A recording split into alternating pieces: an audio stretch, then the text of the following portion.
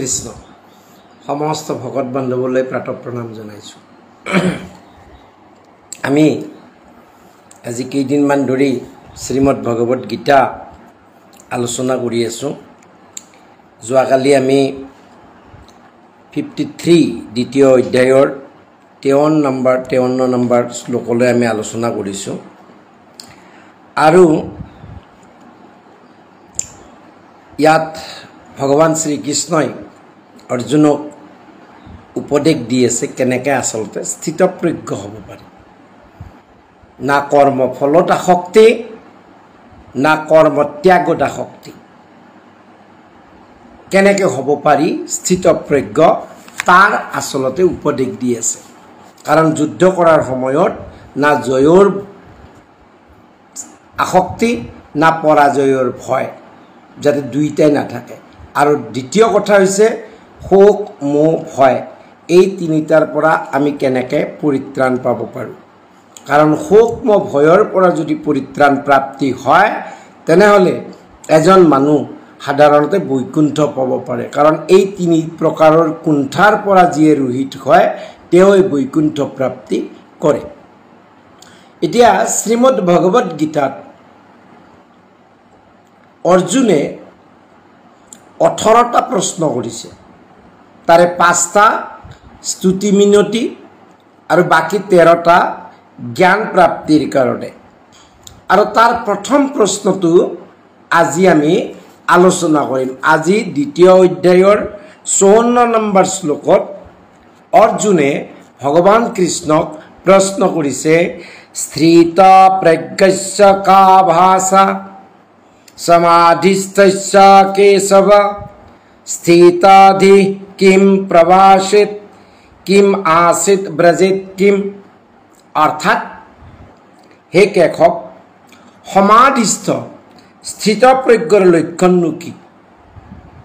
তেওঁ কিভাৱে কথা কয়, কেনেদৰে থাকে বা অৱস্থান কৰে আৰু কিদৰে চলা ফিৰা কৰে? স্থিতপ্ৰজ্ঞবিলাকে কিনো কৰে? তেওঁলোকৰ যে সমাধিস্থ যিবিলাক স্থিতপ্ৰজ্ঞ তেওঁৰ লক্ষণ কি, তেওঁলোকৰ আচৰণ কেনে, তেওঁলোকে কেনেকৈ কথা কয়, কেনেকৈ তেওঁলোকে থাকে বা অৱস্থান কৰে আৰু কেনেকৈ চলা ফিৰা কৰে, এই সম্বন্ধে তুমি মোক কোৱা। ভগৱানে কৈছে, হে অৰ্জুন শুনা, প্ৰজাতি যদা কামন সৰ্বান পাৰ্থমনোগতন আত্মন্যেব আত্মনা তুষ্টঃ স্থিতপ্ৰজ্ঞা তদা উচ্যতে। হে অৰ্জুন, হে পাৰ্থ, পৰমানন্দ স্বৰূপ আত্মাত নিজে সন্তুষ্ট থাকি যিজনে নিজৰ মনত থকা সমস্ত কামনা ত্যাগ কৰে, একমাত্ৰ তুষ্টি ক'ত? মাত্ৰ আত্মাত, সেইজনকে স্থিতপ্ৰজ্ঞ বোলা হয়। কোন স্থিতপ্ৰজ্ঞ? কৈছে যে পৰমানন্দ স্বৰূপ। কাৰণ আমিতো পৰমাত্মাৰে অংশ, আমি পৰম ব্ৰহ্মৰ অংশ, আমি ভগৱন্তৰ অংশ। গতিকে আমি অংশ হৈও সচ্চিত আনন্দ স্বৰূপ হৈও এই শৰীৰটোৰ লগত সম্বন্ধত আহি এই শৰীৰৰ লগত সংগ পাতি আমি কি কৰিলোঁ? যে কামনা বাসনাৰ বলি হ'লোঁ, কামনা বাসনাৰ বলি হ'লোঁ। সেইকাৰণে কৈছে যে আচলতে ভাগৱতৰ 12 স্কন্ধতো কৈছে, যেহি ব্ৰহ্ম সেহি মই, যেহি মই সেহি ব্ৰহ্ম, মই পৰমাত্মা আত নাহিকে সন্দেহ। এই যে কৈছে, ইয়ে হ'ল আচলতে তত্ত্বজ্ঞান। আৰু এই তত্ত্বজ্ঞান যিয়ে দিব পাৰে সেইজনে গুৰু হোৱাৰ কাৰণে যোগ্য। নিজেও তেওঁ সংহৈছেদ কৰিব পাৰে আৰু তত্ত্বজ্ঞান দিব পাৰে, সেইজনে গুৰু হোৱাৰ কাৰণে যোগ্য। আৰু ইয়াতো কৈছে ভগৱান কৃষ্ণ সেইকাৰণে তেওঁক গুৰু মানিছে। কোনে? অৰ্জুনে গুৰু মানিছে, যে শিষ্যস্তেহম সাধি মাম তাম প্ৰপন্নম। অৰ্থাৎ হে প্ৰভু, মই তোমাৰ এতিয়া শিষ্য হৈছোঁ। আজিৰ পৰা আমাৰ যি সখী সম্বন্ধ সেইটো নাই। আৰু সেইকাৰণে অৰ্জুনক আত্মজ্ঞান দি আছে। কৈছে যে পৰমাত্মা স্বৰূপ যি আত্মা, তাত যিজনে সন্তুষ্ট থাকে আর থাকি নিজের মনের যে কামনা বাসনা সমস্ত পরিহার করে বা ত্যাগ করে সেইজনকে স্থিতপ্রজ্ঞ বলা হয়। অর্থাৎ সেইজন কি নিজতে তুষ্ট, পরমানন্দ স্বরূপ আত্মাতে স্বয়ং পরিতুষ্ট, তেনেকুৱা পুৰুষকে আত্মাৰাম বুলিও কোৱা হয়। আত্মাতে যিয়ে ৰমি থাকে অথবা স্থিতপ্ৰজ্ঞ বুলিও কোৱা হয়। স্থিতপ্ৰজ্ঞৰ লক্ষণ কি বোলে যিজনে মনত দেখা দিয়া সকলো ৰকম কামনা বৰ্জন কৰিছে। কাৰণ এই কামনা বাসনা এইবিলাকেতো আমাৰ জাবৰ, এই জাবৰবিলাকৰ দ্বাৰাইয়ে অন্তৰ্যামী ৰূপে থকা নাৰায়ণক আমি দৰ্শন প্ৰাপ্তি নকৰোঁ। যেতিয়ালৈকে চিত্ত নিৰ্মল নহয় তেতিয়ালৈকে আমি দৰ্শন প্ৰাপ্তি নকৰোঁ। আৰু সেইকাৰণে কৈছে কামনাজনিত চিত্ত বিক্ষেপ যাৰ নাই কামনাৰ কাৰণে, যিজনে বিশুদ্ধ আত্মানন্দ উপভোগ কৰে, আত্মা আনন্দ উপভোগ কৰে, সেইজনে হ'ল স্থিতপ্ৰজ্ঞ। আৰু স্থিতপ্ৰজ্ঞৰ লক্ষণ কি ইয়াতে কৈছে, দুখেষু অনুদ্বিগ্নঃ সুখেষু বিগত স্পৃহ বিতরাগ ভয় ক্রোধ স্থিতধীর্মুনিরুচ্যতে।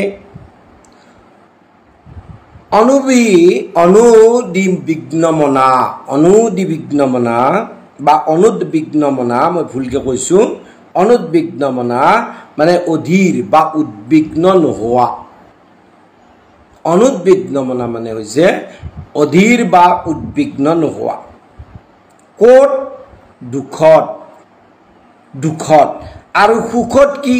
বিগত স্পৃহ, বিগত স্পৃহ মানে নিস্পৃহ হোৱা, সুখতো নিস্পৃহ হোৱা। আৰু ইয়াত তিনিটা শব্দ এনেকুৱা কৈছে, বিতৰাগ, ভয়, ক্ৰোধ। বিতৰাগ মানে হৈছে য'ত ৰাগো নাই আৰু য'ত বিৰাগো নাই। কোনোবাই মাছ নোখোৱাকৈ থাকিব নোৱাৰে, মাছ খাই খুব ভাল পায়, সেইটো হৈছে ৰাগ। কিন্তু কোনোবাই মাছ ত্যাগ কৰিছে যদিও কি হৈছে যে মাছৰ যদি ভজা মাছৰ গোন্ধ পায় বা মাছ ৰান্ধা গোন্ধ পায় তেনেহ'লে তেওঁৰ কিন্তু মনটো পুনৰ বিক্ষিপ্ত হয়। সেইটো বিৰাগ হৈ তেওঁ এৰিছে, কিন্তু মাছে তেওঁক এৰা নাই, তেওঁ মাছক এৰিছে, মাছে তেওঁক এৰা নাই। এতিয়া বিতৰাগ মানে কি? য'ত ৰাগো নাই বিৰাগো নাই। এই প্ৰশ্নটো মই বহুত দীঘল হ'ব, সেইকাৰণে ক'ব ইচ্ছা কৰা নাই।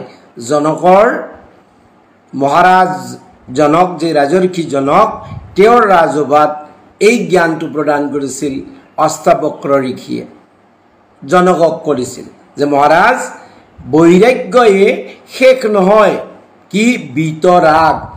যিজনে দুখত অস্থিৰ নহয়, বিষয় সুখতো যাৰ স্পৃহা নাই, যাৰ ৰাগ ভয় খং নাই, নিবৃত্ত হৈছে, সেইজনা মুনিকে স্থিতপ্ৰজ্ঞ বোলা হয়। এটা সৰ্বত্ৰ অনাভিস্নেহ, অনাভিস্নেহ তৎ প্ৰাপ্য শুভাশুভম ন অভিনন্দতি ন দ্বেষ্টি তস্য প্ৰজ্ঞা প্ৰতিষ্ঠিতা। 57 নম্বৰ শ্লোকত কৈছে, যিজন সমস্ত বিষয়ত স্নেহশূন্য, প্ৰিয় অপ্ৰিয়, শুভ অশুভ একোতে আনন্দিত বা বিষাদিত নহয়, তেওঁৰে প্ৰজ্ঞা প্ৰতিষ্ঠিত হৈছে, সম্পূৰ্ণৰূপে ব্ৰহ্মত নিষ্ঠা হৈছে। এইটো জানিবা অৰ্জুন, যাৰ কি বোলে সৰ্বত্ৰ অনাভিস্নেহ অৰ্থাৎ স্নেহশূন্য, অনাভিস্নেহ স্নেহশূন্য, ক'ত? তৎ সেই কি? শুভাশুভম, শুভাশুভম। আৰু কি? প্ৰিয় অপ্ৰিয়, শুভ অশুভ এইবিলাকত। আৰু কি? অভিনন্দতি মানে আনন্দিত নহয়, ন দেষ্টি মানে বিষাদিত নহয়, তস্য প্ৰজ্ঞা প্ৰতিষ্ঠিতা, তেওঁ ব্ৰহ্মজ্ঞানত প্ৰতিষ্ঠিত হৈছে। 8 নম্বৰ শ্লোকত কৈছে, যদা সংহৰতি চায়ম কুৰ্মহংগানি সৰ্বশঃ ইন্দ্ৰিয়ানি ইন্দ্ৰিয়াৰ্থে অভ্যস্তস্য প্ৰজ্ঞা প্ৰতিষ্ঠিতা।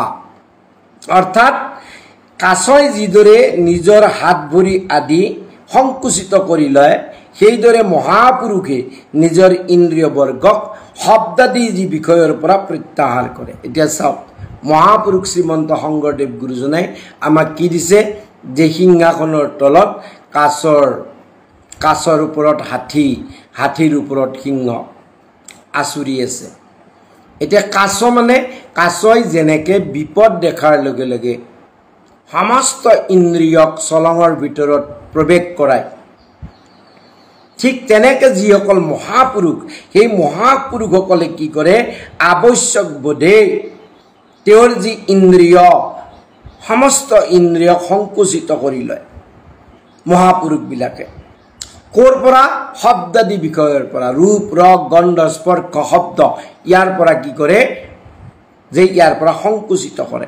আৰু সেই অৱস্থাত কি হয় বোলে, তেওঁৰ প্ৰজ্ঞা প্ৰতিষ্ঠিত হয়। অৰ্থাৎ তেওঁ তেতিয়া ব্ৰহ্মতে স্থিতি লাভ কৰে, তেওঁ ব্ৰহ্মতে স্থিতি লাভ কৰে। আৰু সেইকাৰণে আমাক বাৰে বাৰে ভাগৱতত কোৱা হৈছে, সন্তৰ সংগ লোৱা, সন্তৰ সংগ লোৱা, সন্তৰ সংগ, সাধু সংগ লোৱা, সাধু সংগ অনুসৰা। কিয় কৈছে যে যেতিয়ালৈকে সাধুৰ সংগত নাথাকে তেতিয়ালৈকে ৰূপ ৰস গন্ধ স্পৰ্শ শব্দ এই যি বিষয়, এই বিষয়ৰ পৰা মনক দূৰ কৰি অনা সহজ নহয়। যেনেকৈ আমি স্কুলত পাঠ শিকি তাক পুনৰ ঘৰত প্ৰেক্টিছ কৰি পৰীক্ষাত বহিলেহে পাছ কৰিম, ঠিক তেনেধৰণে ভকতিও যদি শিকিব লাগে তেনেহ'লে কোনোবা এজন সৎ পুৰুষৰ সংগত, সাধুৰ সংগত, যাক ভাগৱতত বাৰে বাৰে ভগৱান কৃষ্ণই কৈছে, কপিল ভগৱানে কৈছে, প্ৰত্যেকে কৈছে, চাৰি সিদ্ধই কৈছে। গতিকে তেনেকুৱা সৎ সংগত, আনকি ঋষভদেৱে কৈছে পুত্ৰসকলক, সৎ সংগত আমি কি কৰিব লাগিব? অভ্যাস কৰিব লাগিব।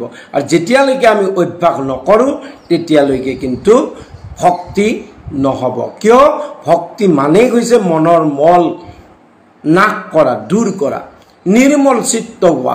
যেতিয়ালৈকে নিৰ্মল চিত্ত নহয়, চিত্তত যেতিয়ালৈকে তিল মানুহ যদি সাংসাৰিক ভাৱ থাকে, বৃত্তি থাকে, তেতিয়ালৈকে অন্তৰ্যামী ৰূপে থকা নাৰায়ণ কি যে আমাৰ হৃদয়ত থাকিও দূৰত বিদূৰ হয়, তাত বহু দূৰত, আতিশয় দূৰন্ত তাৰ। সেইকাৰণে কৈছে শ্ৰৱণ কীৰ্তন ধৰ্ম যাৰ। শ্ৰৱণ কীৰ্তন কেনে বোলে? নিৰন্তৰ নিৰন্তৰ নিৰন্তৰ, নিৰন্তৰত বাদে আৰু কেতিয়াও সম্ভৱ নহয়। আৰু এই কৈছে কিম আচিত, কি ৰকমে অৱস্থান কৰে, কেনেকেনো অৱস্থান কৰে। এই শ্লোকত তেনে পুৰুষৰ লক্ষণ কওঁতে কুৰ্মৰ সৈতে তুলনা কৰিছে, অৰ্থাৎ কাছৰ সৈতে তুলনা কৰিছে। কেনেকে কৰে মহাপুৰুষসকলে, স্থিতপ্ৰজ্ঞসকলে? বোলে ইয়াৰ অৰ্থ হ'ল কুৰ্মই যেনেকে নিজৰ ভৰি হাত দৰকাৰ হ'লে সংকুচিত কৰি ৰাখে, ধ্বংস নকৰে, প্ৰয়োজন সাপেক্ষে ব্যৱহাৰ কৰে, তেনেকে ইন্দ্ৰিয় সংযমে হৈছে যোগীৰ কৰ্তব্য, ধ্বংস নহয়। গীতাৰ এয়ে উপদেশ। এই সম্বন্ধে আৰু 64 নম্বৰ শ্লোকত পুনৰ ক'ব। 59 নম্বৰ শ্লোকত কৈছে বিষয়া বিনিবৰ্তন্তে নিৰাহাৰস্য দেহিনঃ ৰসবৰ্জং ৰসোহপ্যস্য পৰম দৃষ্ট নিবৰ্ততে। ইন্দ্ৰিয় বৰ্গৰ দ্বাৰা বিষয় গ্ৰহণত অপ্ৰবৃত্ত ব্যক্তিৰ কি হয় বোলে? বিষয় ভোগ নিবৃত্ত হয়, সঁচা, কিন্তু বিষয় বাসনা নিবৃত্ত নহয়। এজন মানুহৰ বেমাৰ হৈছে আৰু ডাক্তৰে কৈছে আপুনি এই নাখাব, তেওঁ নাখায়। কিয়? মৃত্যু ভয়ত তেওঁ হয়তো ইন্দ্ৰিয়ক মানে কৈছে কি এইবিলাক মই নাখাওঁ, কিন্তু মনত কিন্তু তেওঁৰ খোৱাৰ যিটো স্প্ৰিয়া, সেই স্প্ৰিয়াটো কিন্তু আছে। ইয়াত তাকে কৈছে যে ইন্দ্ৰিয় বৰ্গৰ দ্বাৰা বিষয় গ্ৰহণত অপ্ৰবৃত্ত ব্যক্তিৰ, এজন বৃদ্ধ মানুহ, তেওঁ যিবিলাক টান বস্তু খাব নোৱাৰে, কিন্তু ইয়াৰ মানে এইটো নহয় যে তেওঁৰ খাবলৈ মন নাই, তেওঁৰ খাবলৈ মন আছে, তেওঁৰ মনে এৰা নাই বস্তুটো, কিন্তু তেওঁ খাব নোৱাৰাৰ কাৰণে ইন্দ্ৰিয়ৰ দ্বাৰাই যিহেতু নোৱাৰে সেইকাৰণে তেওঁ তাত বন্ধ কৰি থৈছে। গতিকে ভোগবৃত্তি নিবৃত্ত নহয়, কিন্তু কি হয় বোলে বিষয় বাসনা নিবৃত্ত নহয়। ভোগ নিবৃত্তি হয় অৰ্থাৎ ভোগ কৰিব নোৱাৰে, কিন্তু বিষয় বাসনা নিবৃত্ত নহয়, ই থাকি যায়। কিন্তু স্থিতপ্ৰজ্ঞ মানুহৰ মহাপুৰুষৰ কি হয় বোলে মহাপুৰুষৰ ব্ৰহ্ম সাক্ষাৎকাৰৰ পিছত বিষয় বাসনা অট'মেটিক নিবৃত্ত হয়। সেইকাৰণে দ্বিজদাসী পুত্ৰক ভগৱান কৃষ্ণই কৈছিল যে তুমি এই জনমত মোক আৰু দেখা নোপোৱা, দৰ্শন নোপোৱা, কেতিয়া পাবা? যেতিয়া তোমাৰ চিত্তত তিল মানুহ কৰ্মমল নাথাকে তেতিয়া তুমি মোক পাবা। অৰ্থাৎ তুমি ইয়াৰ পিছৰ জন্মত মোক কি পাবা? মোৰ পাৰিঘৰিত নোপাবা। তিল মানুহ সেইটো হৈছে অহেতুকিক কৃপা। ভগৱানে দ্বিজদাসী পুত্ৰ অৰ্থাৎ উপবৰিহন নামৰ গন্ধৰ্ব যি ব্ৰহ্মাৰ অভিশাপত দ্বিজদাসী পুত্ৰ হৈছে, তেওঁ কি বোলে তেওঁক অহেতুকি কৃপা কৰিছে ভগৱানে। 5 বছৰীয়া শিশুটোৱে সাধুৰ সংগ লৈ সাধুৰ সেৱাত প্ৰবৃত্ত হৈ যিহেতু সাধুৰ পৰা নাম লৈ তেওঁ তাত সাধনা কৰিছে, সেইকাৰণে ভগৱানে অহেতুকি কৃপা কৰিছে। এটা সেয়া অহেতুকি কৃপা। আৰু সেইকাৰণে কৈছে যে এই জনমত তুমি মোক আৰু দৰ্শন নোপোৱা, কেতিয়া পাবা? যেতিয়া চিত্ত নিৰ্মল হয়, চিত্তত যেতিয়া তিল মানুহ মল নাথাকে। ভাগৱত আৰু গীতাৰ মুখ্য উদ্দেশ্য হৈ গ'ল আমাৰ চিত্তৰ পৰা সাংসাৰিক বিষয় সম্বন্ধে ৰূপ ৰস গন্ধ স্পৰ্শ শব্দ এই সম্বন্ধে যিমানবিলাক আমাৰ ভাৱ আছে, যি কৰ্মবল আছে, এই কৰ্মবলবিলাক নাশ কৰা। তেতিয়াহে কি হ'ব বোলে হৃদয়তে অন্তৰ্যামী ৰূপে থকা যি নাৰায়ণ, সেই নাৰায়ণক আমি দৰ্শন প্ৰাপ্তি কৰিম। যেনেকৈ পৰীক্ষিতে কৰিছে সেইকাৰণে কৈছে যে নিৰাহাৰ শব্দৰ সাধাৰণ অৰ্থ আহাৰ গ্ৰহণত কি অপ্ৰবৃত্ত অৰ্থাৎ উপবাসী, যিসকলে উপবাস কৰে। কিন্তু তেতিয়া এই অৰ্থ গ্ৰহণ কৰা যায় যে আহাৰ গ্ৰহণত বিৰত হ'লে ইন্দ্ৰিয়বিলাক দুৰ্বল হ'ব। আহাৰ গ্ৰহণ যদি নকৰোঁ তেনেহ'লে ইন্দ্ৰিয়বিলাক দুৰ্বল হৈ পৰিব, বিষয় ভোগত অসমৰ্থ হ'ব। মই নিজে দেখা কথা, আমাৰ ইয়াৰে এজন ভকত, তেওঁ যোগমাৰ্গী আছিল। তেওঁ 12 দিন একো খোৱা নাই আৰু ঘৰৰ মানুহক কৈ থৈছে যে মই কিন্তু কোনো প্ৰকাৰে জোৰ জবৰদস্তি নোখোৱাবা। মই গৈছিলোঁ চেন্নাইলৈ মানে অপাৰেশ্যনৰ কাৰণে, অপাৰেশ্যন কৰি আহি মই লৰিব নোৱাৰোঁ, কিন্তু তেওঁ বাৰে বাৰে ফোন কৰি মাতি আছে। আৰু মই গৈ ভাগৱত পাঠ কৰিছোঁ 1 ঘণ্টামান। মানুহজন আহি মোৰ কলাত মাথা থৈ দিয়ে, মূৰটো থৈ দিয়ে। অপ্ৰবৃত্ত হৈছে তেওঁ। কিন্তু ঘটনা হৈছে কি, হোৱাৰ লগে লগে তেওঁ অসমৰ্থ হৈছে ইন্দ্ৰিয় ভোগৰ কাৰণে। আৰু বাকীবিলাককো কৈছে মোক নোখোৱাবা, কিন্তু তাতে বিষয় তৃষ্ণা নিবৃত্ত নহয়। অপ্ৰবৃত্ত হ'ব পাৰে, কিন্তু বিষয় তৃষ্ণা বাসনা আছেই। আৰু সেইকাৰণে গীতাত অত্যধিক উপবাস আদিৰ যি কৃচ্ছ সাধনা অনুমোদন কৰা নাই। এই সম্বন্ধে আমি 6ষ্ঠ অধ্যায়ৰ 17 নম্বৰ শ্লোক আৰু 17 অধ্যায়ৰ 6 নম্বৰ শ্লোকতো আমি পাম। গতিকে ইন্দ্ৰিয় সংযম কাক বোলে? বোলে ইন্দ্ৰিয় বৃত্তিৰ দ্বাৰা বিষয়ভোগ নকৰিলেই জিতেন্দ্ৰিয় হোৱা নাযায় বা স্থিতপ্ৰজ্ঞ বুলিও তেওঁক ক'ব নোৱাৰি। কিয় বোলে বেমাৰী ৰোগী বিকল ইন্দ্ৰিয় মানুহসকলে বিষয়ভোগত অসমৰ্থ, নাইবা কিছুমানে লোকনিন্দা ভয়ত, যেনে আমাৰ কি বোলে শৰণ ল'লোঁ গতিকে মাছ মাংস বন্ধ, কিয়? লোকে নিন্দা কৰিব, ই ভকত হৈ মাছ মাংস খায়। এনেকুৱা ভাবি কিছুমানে কি কৰে? ইন্দ্ৰিয় ভোগত পৰা বিৰত থাকে। কিন্তু কি হয়? স্বৰ্গাদি ফল কামনাত অনেকে কৃচ্ছ সাধনা বা তপস্যাত নিযুক্ত হয়, তেওঁলোক স্থিতপ্ৰজ্ঞ নেকি?